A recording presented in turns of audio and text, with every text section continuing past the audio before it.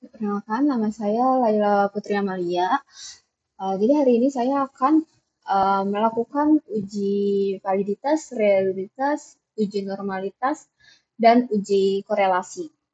Jadi judul penelitian itu adalah hubungan efikasi diri dengan kecemasan akademik pada mahasiswa Applikom 64. Jadi variabelnya itu ada efikasi diri sama kecemasan ya.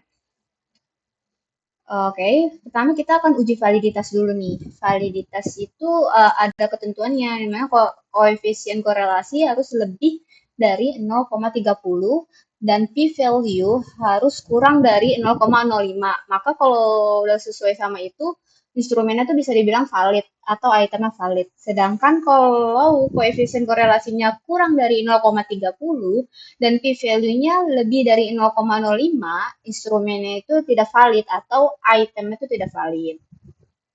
Nah, di sini saya ada data mentahnya yang dimana tuh di sini K ini tuh mewakilkan kecemasan. Variabel kecemasan tuh saya di sini saya tulisnya K dan K1, K2, K3 sampai K20 itu item pertanyaannya. Jadi ada 20 item pernyataan kecemasan, sedangkan E ini tuh efikasi. Jadi itu ada E1, E2, E3, dan sampai E25. Berarti ada 25 item pernyataan dari efikasi. Setelah itu tuh nanti kita jumlahkan dulu nih efika. Ini tuh total item kecemasan dan ini total item dari efikasi. Langsung saja kita uji validitas. Jadi pertama masukin dulu tadi Excel-nya ya, komputer, dan nanti kalian naruh file di mana tinggal dimasukin. Kebetulan saya masukin. Nanti pastikan item-itemnya ini tuh dalam bentuk scale ya teman-teman. Bentuk scale, semuanya scale. Nah, kayak gini, kayak pas kalian ngupload tuh biasanya dalam bentuknya ordinal atau nominal, itu diubah dulu semuanya dalam bentuk scale ya. Udah. Oke, langsung kita ke validitas. Kita kita pencet ini, terus correlation. Pertama jadi kita akan ngitung item kecemasan dulu nih. Kita masukin semuanya.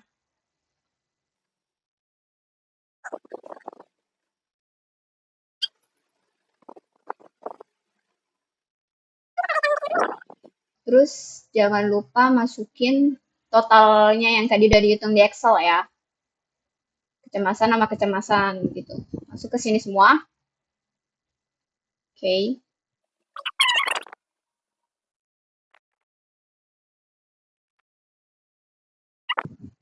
Sini udah keluar.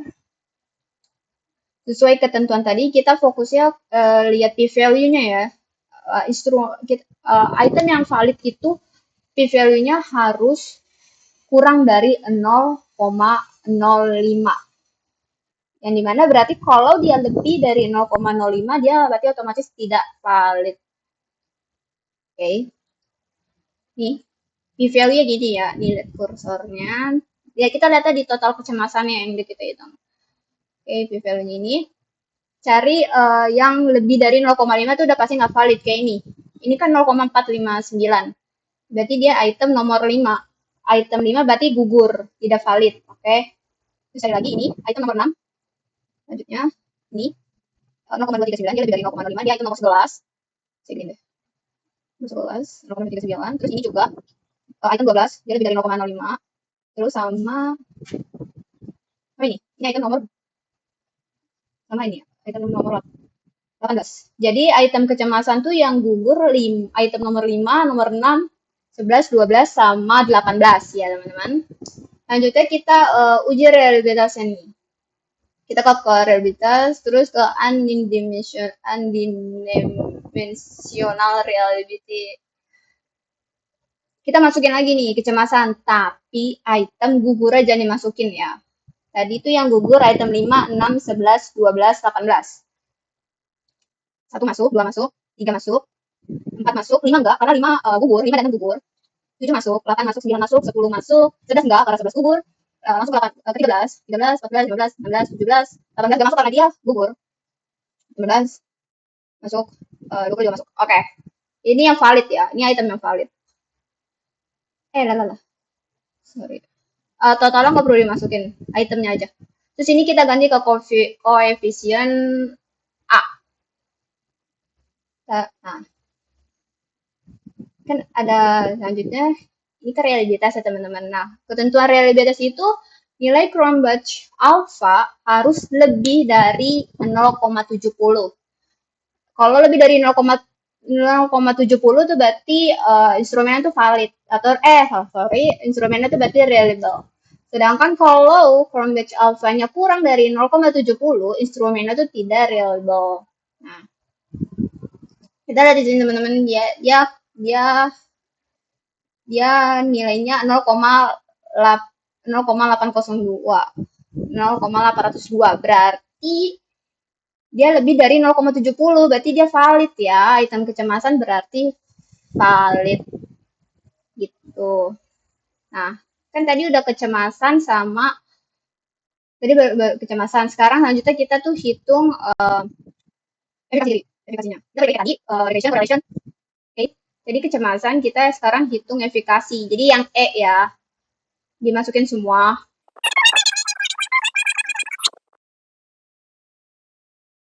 Sama total efikasinya dimasukin.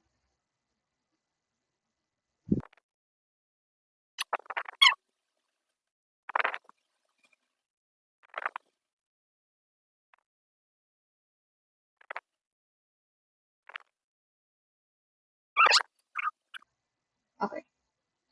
Kita lihat ya, ini kan validitas ya teman-teman, balik lagi, ini kan validitas. Fokus ke p-value-nya. P-value-nya tuh harus kurang dari 0,05 agar valid. Oke. Jadi kita fokus lihat ini p-value-nya ya, lihat di total. Ini efikasi, ini kan dia lebih dari 0,05 ya. Berarti ini item ini gugur nih, ini item nomor 3. Oke, cari lagi.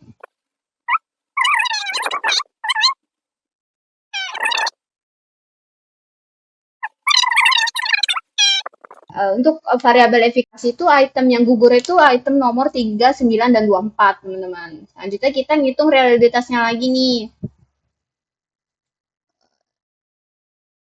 Tadi, masukin semua itemnya, tapi yang item gak valid aja dimasukin ya. Tadi itu nomor 3, 9, 3, 3, 3 gugur, 4, 9, 8, 9 gugur, 10, sama 24 ya gugur.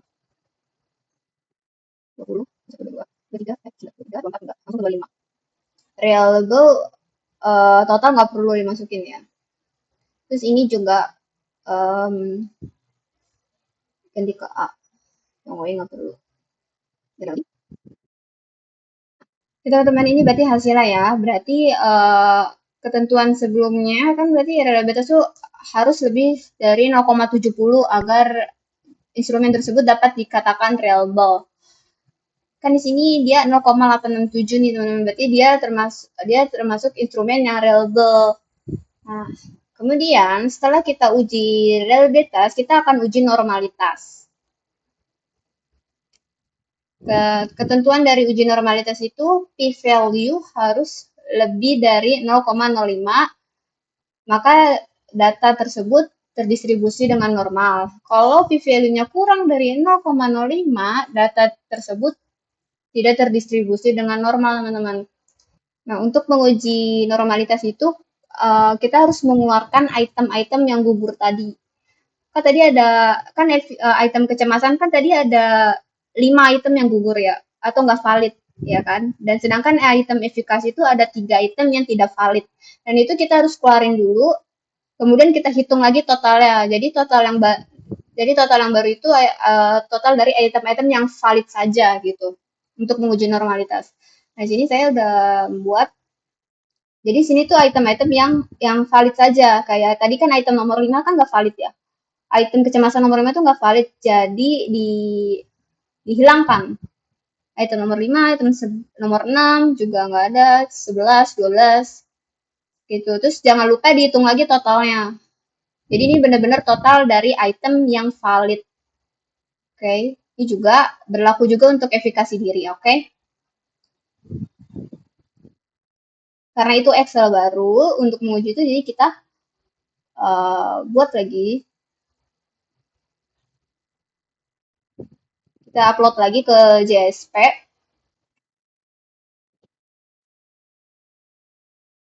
Oke. Kalau tadi sebelumnya harus ini diubah ke scale, kalau untuk sekarang uji uji normalitas dan uji korelasi itu nggak perlu ya. Kita karena fokusnya hanya ke total dari dua variabel. Jadi kebetulan dua variabel ini udah udah berbentuk scale. Jadi kita langsung ke untuk uji normalitas kita langsung ke deskriptif, terus deskriptif statistik, masukin total kecemasan dari variabel yang item sudah valid, masukin dulunya, terus kita pilih ini Shapiro-Wilk test. Nah,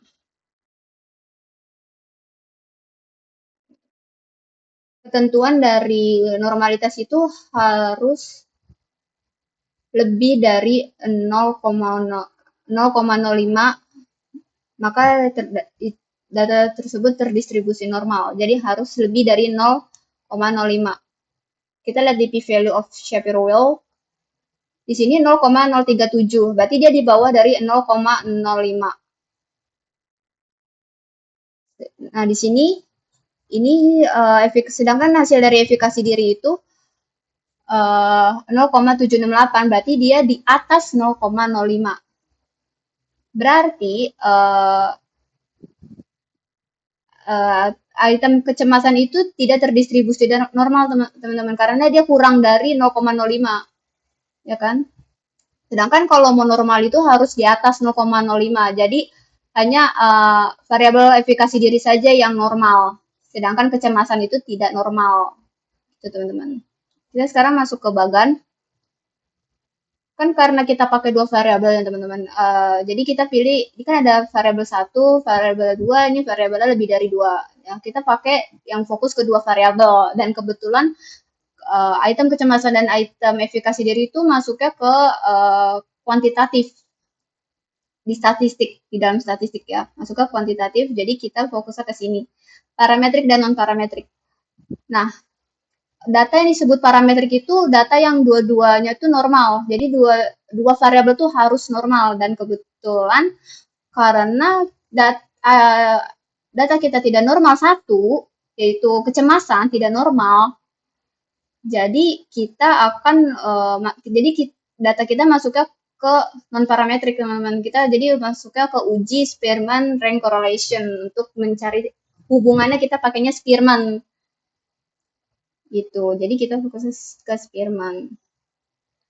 Untuk menguji korelasi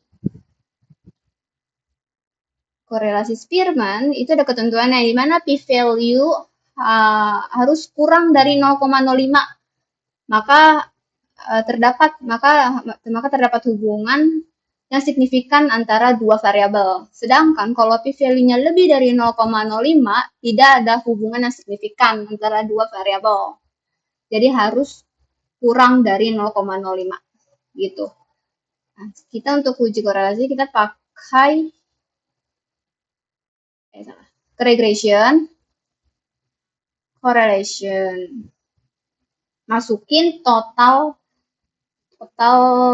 kecemasan sama total dari efikasi diri. Oke. Ini kan kita tadi Spearman ya teman-teman, karena kita data kita non parametrik masuknya ya. Jadi ini di checklistnya Spearman, personsnya dimatikan. Terus ini kita di pair datanya biar kanan kiri. Terus ini begini. Oke.